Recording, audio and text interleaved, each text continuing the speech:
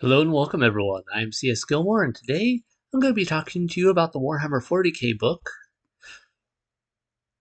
The Twice Dead King, Ruin, as well as The Twice Dead King, Reign. I decided to talk about them both because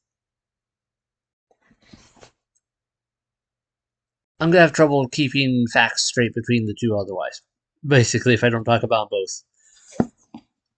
And also, I'm not sure if I could make it work well splitting into two videos for this one. There is a lot here. I highly recommend reading these books yourself. These are great books. The Necron books, these ones, as well as The Infinite Divine, those are three primary Necron books I know about that I've read, and they're all fire. They are great. Possibly, Father, these are in the top three. I've talked about the top 10 before. These are in, the top three. I'm going to count these as one. And I'm not sure what I'm going to play. What I would play as one, maybe The Infinite the Divine, because it was really good. And I definitely need to talk about that one at some point. But these are pretty up there as well. They are good. And I'm probably not going to be able to do them justice. But I'm going to try. So, spoilers ahead. Go read the books.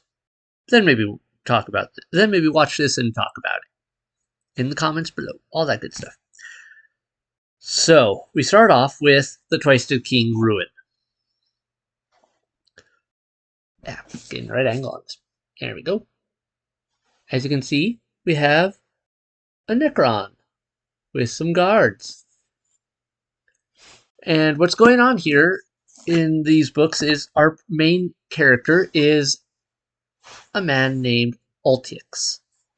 And by man, I mean robot skeleton overlord type.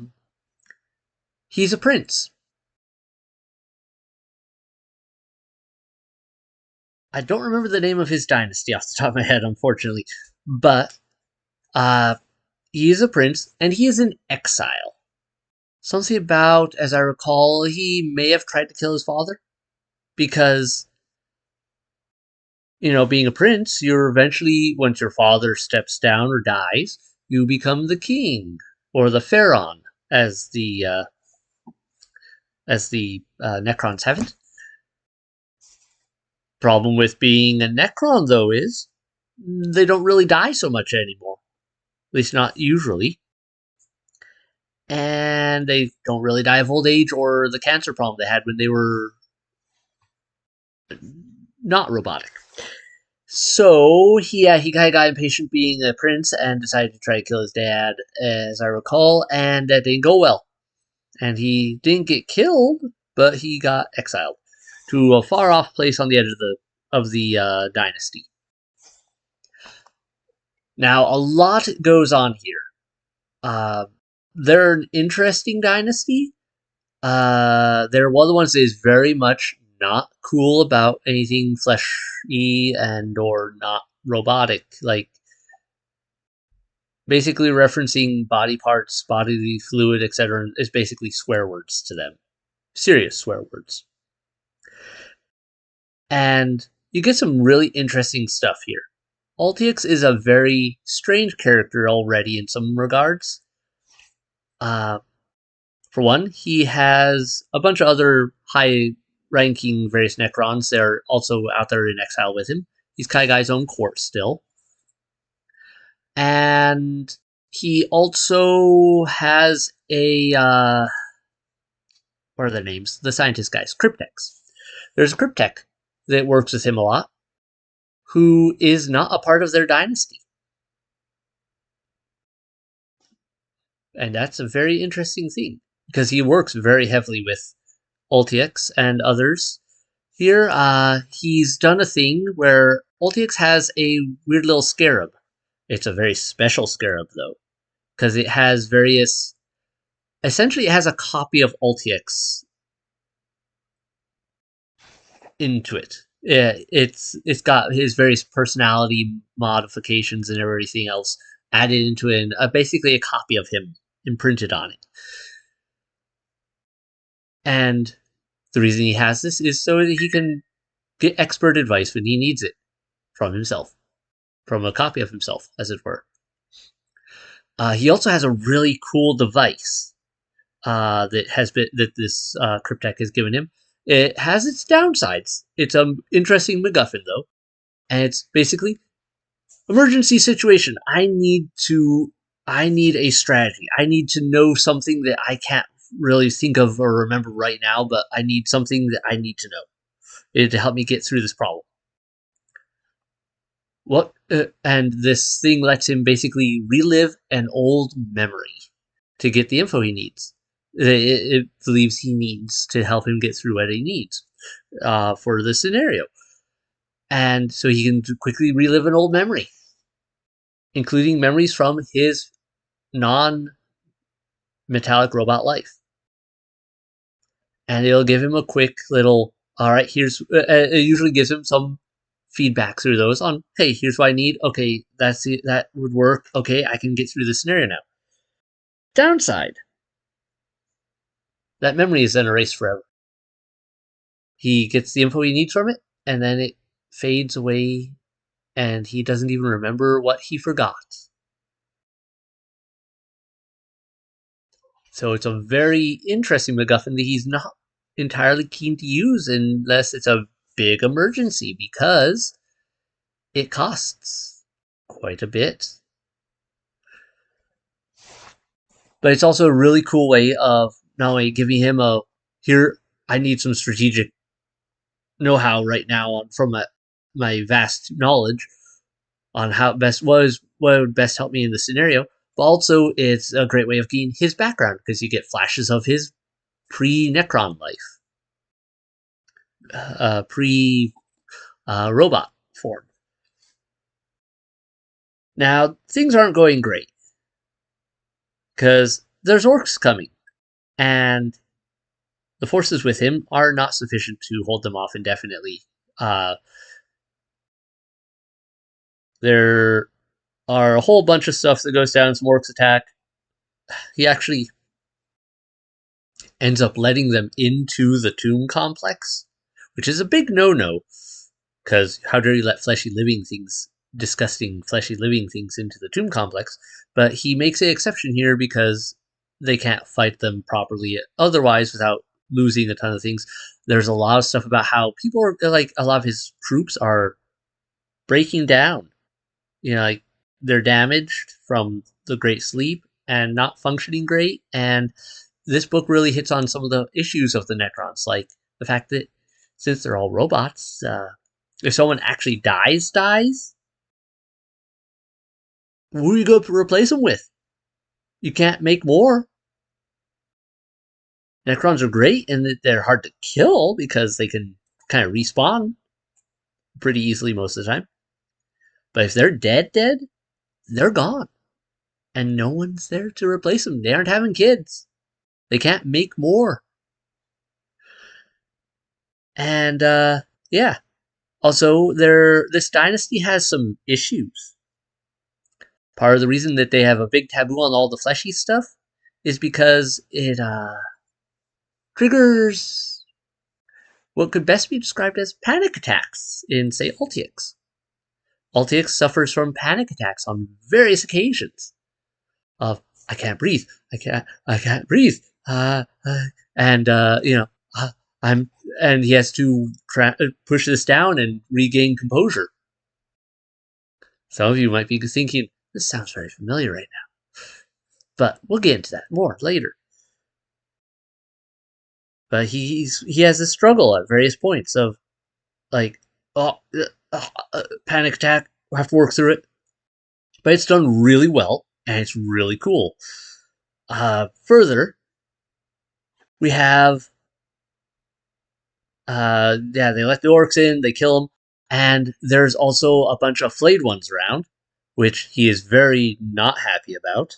He does not like the flayed ones. Anyone who has been infected with the flare virus is basically double exiled. Like, they get their respawn privileges revoked. So if they die, they're dead. Because he has the authority to cut to cut them off from that sort of thing. So yeah, and also some of his people are, like I said, they're damaged. They're not doing great. He's got one guy who is really sad. Actually, he's got like necron dementia in a bad way. He goes on telling this guy tells stories of how he was gifted several monoliths once, and they were hidden away in some pocket dimension. The problem is he can neither remember where the pocket dimension. I can't remember if it was he can't remember where the pocket dimension is, or he can't remember the password and key to unlock it. So they're basically gone forever. Problem with Necron technology: you lose the keys, and stuff can be just gone in some subdimension somewhere. Like a whole bunch of monoliths, which would be really kind of nice to have. Say, while fighting off a horde of orcs, they're invading your sector. Whole wall of orcs. Would be really nice to have monoliths, but no. I believe there was also a destroyer, and they didn't necessarily like him either, but he was more acceptable than, say, a one flayed, who was a flayed one. But they also still recognize he has issues with wanting to really just wipe out everything down to the molecular level of living things, wants them all ash and dust. And I mentioned the flayed ones were kind of interesting too. They have some interesting reactions to ultx at times. Like, orcs go down into the complex, they get killed, everything. The flayed ones show up to, skin them and wear them and whatnot. And while the flayed ones actually like comes up to ultx, is like offering him some of the orc flesh. And ultx, being disgusted by this, knocks them away or kills them. I forget exactly, but but it's just really interesting to see how the flayed ones react to him and kind of like are like, hey, come on, join us. They're very friendly about it in some ways. Throughout the story, you get to see a lot about the flayed ones, and it's also really cool about that. Including that there are some suggestions of variations of flayed one. I think on the tabletop there's only one type of flayed one. I could be wrong, but troop-wise. But the book, as I recall, strongly suggested there were some variations. Like, there was the standard flayed ones, but then there were also extra tall and lanky and extra stretched out, like Slenderman-y, limbed flayed ones with black carapaces. They were like extra creepy and junk, and that was really cool. And there were some other suggestions of some other things too, if I remember right, but I can't remember for sure what the details were there. But either way, it suggested there was a little more to it than we usually see. Another member of Ultix's court, which is amazing, is a hex mark. These guys are basically snipers. They have their own little pocket dimension they can step in and out of to move around and teleport. And this guy is a little bit of a odd one. Hex marks generally have a little more freedom than most, and a little more self-awareness, and can kind of let's say there's a few times throughout the story where they kind of question, did he just betray us? Because he kind of could, and he is a little rogue enough that they are afraid he might have. Like at one point I believe there was I can't remember which one of the books is, but I believe there's one point they're in a void battle or something, being chased, and actually having to run away because they're well matched just in sheer numbers. And the hexmark disappears for a bit, and then they get a communication from the lead ship of the enemy fleet, and the hexmark had gone in there and taken control of the place by killing all the bridge crew. And it's just like, yeah, it's mine now. Yeah, I'm keeping it. This is mine now, or something like that. It's just weird stuff, like, funny little things. The guy's great. He has a bit of sarcasm. He has sarcasm. He's possibly one of my favorite characters there.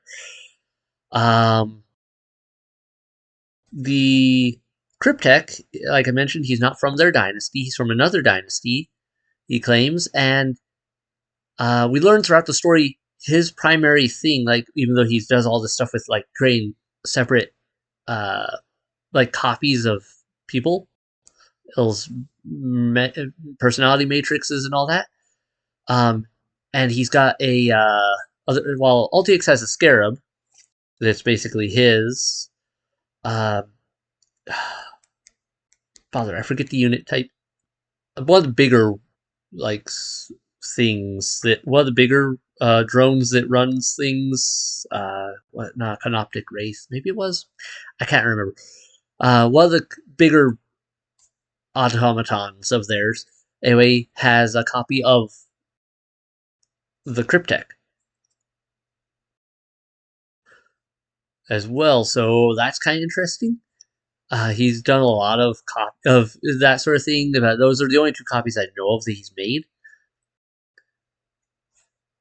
Anyway, Ultix decides we can't hold this position. We can't stop this Orc-Wa, and there's other problems, and we need to go.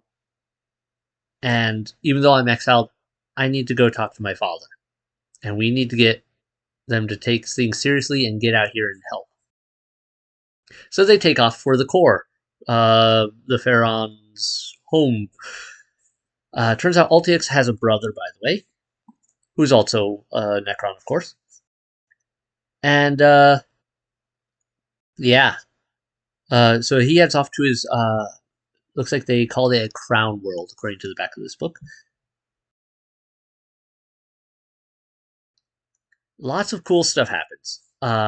We also get a big other than the orcs, we also have the Imperium of Man who comes in at pointed along the story and like attacks the Crown World. But that's near the end of the story. But you get a really interesting view of the Imperium of Man from the outside and how, to say the Necrons, they are a bunch of insane nutcases doing suicide runs and all sorts of stuff and just not acting at all like, why would they do that? Oh wait, they're ridiculously crazy. I remember at one point, I think it might have been in the second book, but it might have been in the first. I can't remember. At one point, they scan one of the Imperium of Man ships, and they have a big Aquila on it on the ship, and they like scan the content, the nature of the Aquila, and it's like mostly gold, and they're like, what is up with these people? They can't even refine gold properly. There's a bunch of bone dust, like organic matter mixed in here, because they don't understand that for the Imperial Man, it's the bones of saints and junk have been ground into this thing. It's a holy insignia, the holy Aquila, and it's just so much great stuff. I'm not even touching on like probably a quarter of it so far. Anyway, all is not well. We learned that they go to the Crown World. And it is not what they were hoping for. They aren't getting much help here. You see, his father has fallen to the flare virus. He's got some. It's like, yeah, he's still slightly there, but like he's still trying to eat. He's trying to do stuff. He's trying to eat. He's trying to do all the things that you would as a living person and can't do. But he's completely lost it, and turns out he's being manipulated by his advisor. I forget what they called him exactly. It was a different position than advisor, though.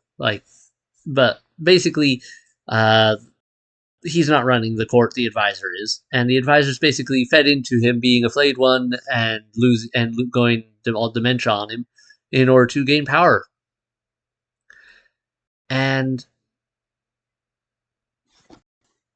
I don't recall the exacts of all of it.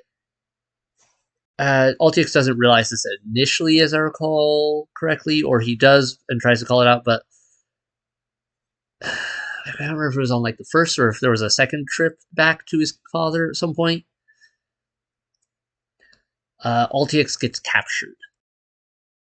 because the counselor who's been poisoning the king's mind further and further and gaining more control over it basically convinces him that Ultix is not welcome here, my lord. Very worm tonguey situation of he's not welcome here, and he captures Ultix and strips him of all his doodads and everything that make him a Necron lord. He just strips him of his various components and basically turns him into a basic Necron, other than that he's guy's mind there and all that. But like all his powers, his various abilities, his ability to like accelerate his thoughts to milliseconds of time passing while he has a whole blown thought process, all that stuff, and be able to move faster, being extra strong, all these things are stolen from him. Because this guy has a major grudge against leadership and wants that power for himself. Though he hasn't figured out how to implant those things in himself yet. Turns out Ultix has some advantages though in the fact that his scarab is able to go around, kind of find some of his stuff, and there's an interesting bit where basically the way this guy has been getting rid of his political rivals has been convince the king, hey, they're betraying you, they need to be dealt with. Well, let's do it via death by arena combat, gladiatorial arena. We've brought in all these Xenos things. We've brought in all these other races to be entertainment, and they conveniently kill the political opposition, who he stripped of all their goodies. Anyway, Ultix's Scarab is able to like scan his stuff and kind of beam some of his combat protocols and other useful info and abilities back into him via like a tight beam download. And I think he was able to. I don't know how it all works. Necrodermis is weird anyway, so it can always reshape and junk and repair. So to an extent, so I think some of it is like reprogramming it so he can regain his abilities, or at least get some of his combat abilities and everything, and some of his stuff back, and then he could maybe reattach some of the other stuff later. There was a lot of it's a lot of techno stuff that I cannot explain properly. Anyway, he's able to regain his abilities and survive the arena and get the regain control of the situation to an extent. As I recall, things go downhill even further though, because the Imperium of Man attacks the Crown World. Not Crown World. That's Eldar. The Crown World gets attacked by the Imperium of Man, who are very much intent of, there's a bunch of Necrons stuff here. Let's blow it to Kingdom Come.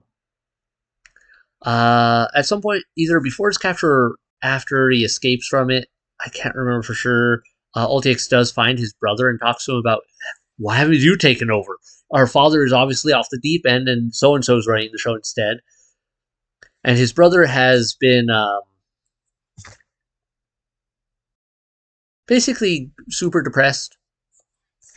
He's gone. He realized that maybe this whole biotransference thing was kind of not the best, and we're not doing great. And he feels bad about all his men that were under him that have lost their personality and lost themselves. And he's kind of done some penance thing where he's been inscribing into their necrodermis like this fine artisanry into all of his troops of like all their life stories and accomplishments that he remembers, even if they don't have the personality and ability to remember it themselves anymore.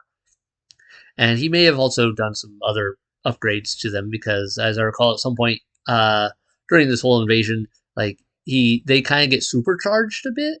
All those fine etchings glow a bright light, and they get some extra abilities and junk. Cool stuff. Another thing that Ultix has is a one-time use super weapon, which, as I recall, on the tabletop actually kind of sucks, or at least nowhere near as good as it is made out to be in this story. The Imperium Man, I believe, brings down a big Titan, and it's basically a one-use super weapon that he shoots out of his wrist, and it's the only one he has. And once it's gone forever. But emergency situation, big giant titan is coming in at him, and he shoots it, and it blows up the titan. Great stuff. And like I said, I am not doing any of this any service. The writing is phenomenal. Read these books. You will love them. I am pretty confident. They are amazing. There's so much storytelling in here that I cannot even remotely cover properly. I'm just in this vague cover over of everything. Yeah. Anyway, his brother's basically given up, so Altix is dealing with all this more or less on his own. His brother does come to help with when the Imperial Man attacks, so, and they are realizing we can't win this fight. They've got all these big giant walkers and other things available to them, but all of this has fallen to the flare virus. Like there's flares everywhere, and like chasing around the big walkers, they have bodies pinned to them to help keep them all entertained and busy, and it's a mess.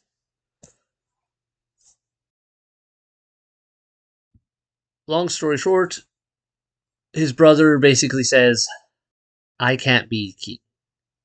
I can't do it. Maybe you were right and you could be. Our father obviously can't anymore. So you're going to have to go and deal with that and replace him. And the king has a personal flyer, specialty flyer, and which is at the top of his pyramid. And Altix goes up the side of the pyramid, sees all this chaos as the Imperial Man is invading and storming the city, and his brother is holding them off as well as he can. There's a bunch of stuff involving some space marines and combat and junk. It's great, really well done. Altix goes up, finds his father being led into the flyer by the counselor who's taking over. And long story short, he kills them. And through whatever process, he becomes the next pharaoh. And it's really interesting because as part of this process, he gains a lot more command protocols and junk like that he didn't have as an exile. He gets a lot more of general leadership program stuff that he and command capabilities to be able to just tell everyone, do what I tell you to do. But things are bad. He has a big ship up in orbit called I think it was the Acrops. It's one of these big Necron ships. But it's not doing great. It's been beat up, junk, all like things. They have not had an easy time with this. Like I've skipped over a lot of them having like combats and other things that worn them down even further beyond what they already worn down from just time and losing people to the flare virus and junk like that. And we also learn throughout these stories, so I think it mostly gets touched on in the second book more so. The reason for all this is his father and his dynasty were one of like several dynasties that were the ones that actually killed, not just broke up into little pieces, but killed one of the star gods. The one that created the flare virus as his final FU to the entire everyone that killed him. And so that's why his dynasty is falling to the flare virus so much and is so prone to it, is because they're explicitly cursed by it. By this guy who they killed or believe they've killed. There was that like, but did they actually kill him? Because he doesn't know, and his father's not in a position to tell him, especially either from being crazy or eventually being dead. Yeah, lots of stuff going on there. Oltix's panic attacks and temper tantrums are still a thing throughout the stories every once in a while because he's got issues still dealing with some of this stuff and trying to hold his dynasty together as it's very much crumbling around him. They get out, away from the planet and basically have to abandon the crown world. The Acrops comes in and I forget what one of the people he was exiled with was a really good naval officer type deal and is flying the ship really well. And they come in and he flies up with the King's shuttle and they manage to dock and then basically break through the Imperial barricade around the planet and in doing so like get a piece of the I think this is when they get the Aquila from the one ship that they basically punch through because their ship is much more durable as part of their escape, and they get the Aquila stuck on them. And I think it was around this time or in the second book where they do the scan and we're like, why is this not refined properly? It's got a bunch of gold, but it's also got a bunch of bone matter and junk in here.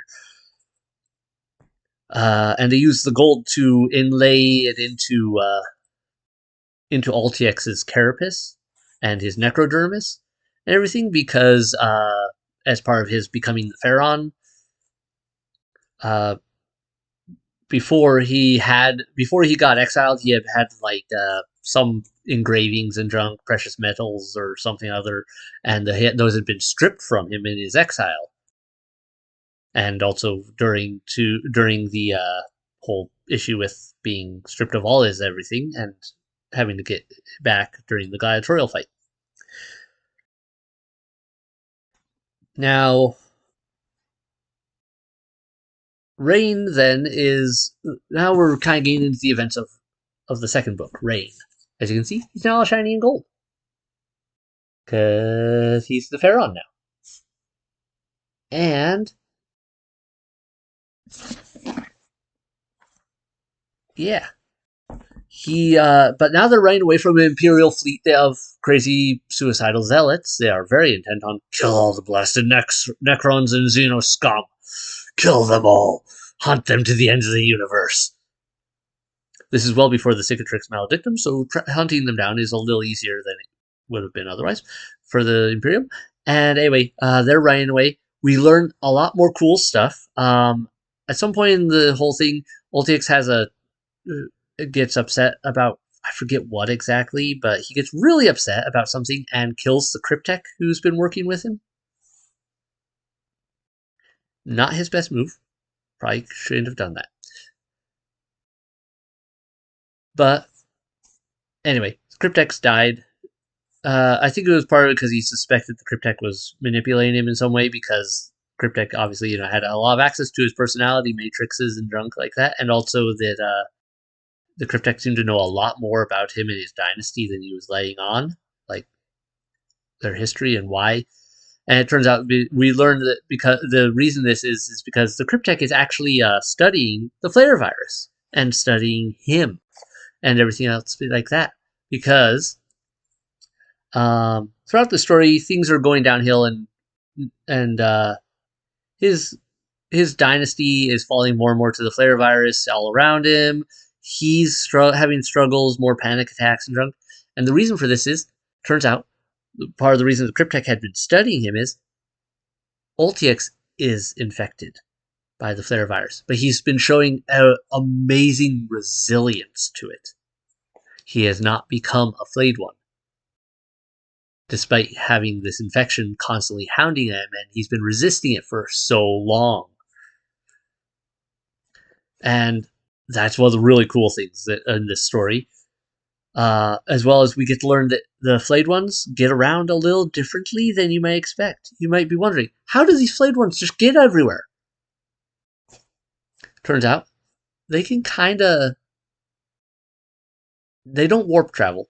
They have their own sub-layer, like a sub-layer dimension under reality that's like the opposite of the warp. It's like the void. It's really weird, some null dimension kind of deal. And but anyway, they have their own pocket side dimension to reality that they travel through, and they're able to get the Acrops to travel through this dimension, even though it's really not doing great ship-wise and everything, and it's really weird. And they're going off on they're trying to find a place where they can basically reestablish their dynasty. and they're following some old rumors and information they were able to gather, and I forget all the details of what led them to it. I think it was something the Cryptek had known about and had told them about. Anyway, they're head to a place that's in the, I want to say, the Ghoul Stars region. And so for some of you that know the history of Warhammer 40k and everything, you may know that there's a lot of flare virus stuff in that region. I think it was the Ghoul Stars, and there's a lot of bad stuff in the Ghoul Stars in general. There's the Ghoul Stars aren't a fun place. Don't go there. But there's they're following the rumor that there is a Flayed One city, like, and everything like that. And the Acrop seems to have some way of getting there and everything, and they're going there and trying to outrun the Imperium and generally dealing with all sorts of issues, falling to the flare virus, dealing with other problems. I don't remember all that happens in the second book as clearly, but just to share with you a bit of the back of the book. After centuries of exile, the Necron Lord Altix has at last been granted the thing he has always craved, the throne of the Ithacus dynasty. That was the name of it. Kingship. However, it is not quite what he had hoped for. Altix's reign begins aboard the dying battleship Acrops, as it lumbers away from the ruins of his crown world. Behind it is a hostile armada of unfathomable size, launched by the barbaric alien war cult known as the Imperium of Man. I love that way of describing the Imperium. And also it talks about, like, he's also dealing with the flare virus, trying to seek some form of salvation either from the flare virus or for some way to save his dynasty. Well, little remains of it after the Imperium of Man's gone through trashing their crown world, and several other worlds have been falling to other things and alien and orcs, Imperium, other problems. Things aren't going great for this dynasty. The Ithacus dynasty is having a bad time. Now, I think it was around here that somewhere in this book is where we learn, oh, the Cryptek that he killed knew a lot about this, and boy, it really would have been nice if he hadn't killed him because he could have communicated a lot. But not all is lost because the Cryptek's assistant, giant locomotive bug critter, I can never remember their name for some reason, what it was, is a copy of the Cryptek. Just like Altiek has his scarab that has a copy of him. And it's just, you get all sorts of info and stuff like that. They find this place they go through this weird subdimension, travel through it, find out they can travel through it really weirdly, even though it doesn't make a lot of sense as how it works. Like, this is stuff that even they don't seem to fully understand, which is really kind of cool. But they get to this place, and it's a weird planet with some storms all over it, and the ship, like, opens up a kind of a teleportation portal for them down to the planet, and the storm clears up, and they find this seemingly abandoned city. And by the end of this, Ultix gives in to the flare virus. He realizes that fighting it isn't what he needs to do to save his dynasty and to lead his people, who are all falling to the flare virus. But he's also still, like I mentioned, he's strangely resistant to the flare virus. And so he maintains somewhat of himself even after giving in to the flare virus and letting his necrodermis transform and get the extra flare, slicey fingers and circumstances and the extra crooked, twisted body and trunk like that and all the... Yeah. He's essentially a Necron Lord Flare. Now, I think there's somewhere in the Warhammer histories where there was already a Flare Lord. I don't know all the details on that one, unfortunately. It's one of the portions of the Warhammer lore I actually don't know everything about. But there's also some suggestions that he might become that Flare Lord, or he might go down and join him. There's some stuff that's left uncertain, and his scarab Yeah, his Scarab, the Cryptex, whatever, and a small portion of the dynasty that aren't currently inflicted by the flare virus, including the Hexmark, I believe, decide we're not going to join you down on that planet. That's for you and all the other flares to go, because he takes command of the flares after he becomes one himself, and they go and they decide, okay, we'll go down here and try to rebuild the dynasty down here like this, and maybe find a way to cure the flare virus eventually. Probably not likely to happen, but or at least live with it. The rest of them are like, well, we're going to take the. All right, you do that, and we'll take the crops and go off and do something else. And I forget what they were planning to do, but pretty sure involved the Hexmark doing a lot of stuff and kind of probably becoming a pirate. Yeah, because he was kind of piratical already, and it kind of worked. But I skipped a ton. I have not touched on probably, I don't know. There's so much here I've forgotten. I really should reread these books fully from end to end. I haven't gotten around to it. I've been kind of busy reading through the All Guardsman Party, which is a non-canon someone's like RPG campaign in the Warhammer universe. Also fantastic. I really should look into whether I can talk about that sometime. It's phenomenal and hilarious. Anyway, like I said, I haven't touched on everything here. These books are great. If you can get copies, get them. Read them. They're phenomenal. Nate Crowley, I need to look into what other books he may have read. He may have written, because I loved how he wrote these, and I hope he writes some more Necron books because he does a great job. It's amazing. I loved it.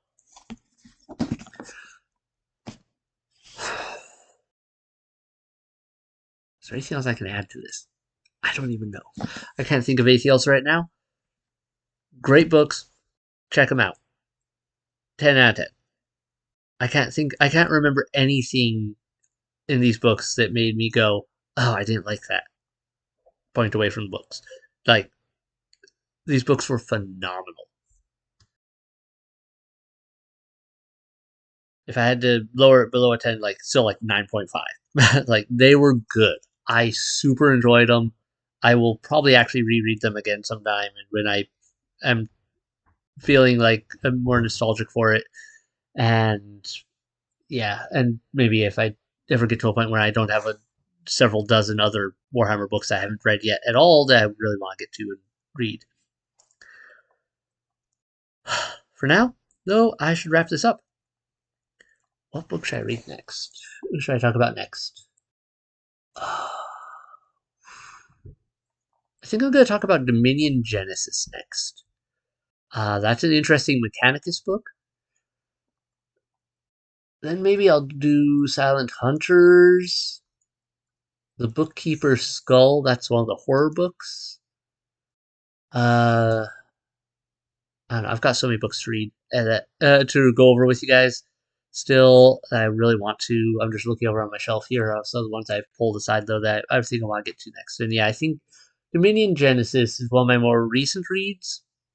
And I think I want to talk about that one next. But for now, thanks everyone so much for watching. I hope you enjoyed it. Comments below. What did you think of the books? Have you read them? Favorite parts? Anything I forgot that you thought was really awesome? The books were great. Read them for yourself if you haven't already. Otherwise, yeah, hit subscribe to keep up with new releases, and have a great night. Bye.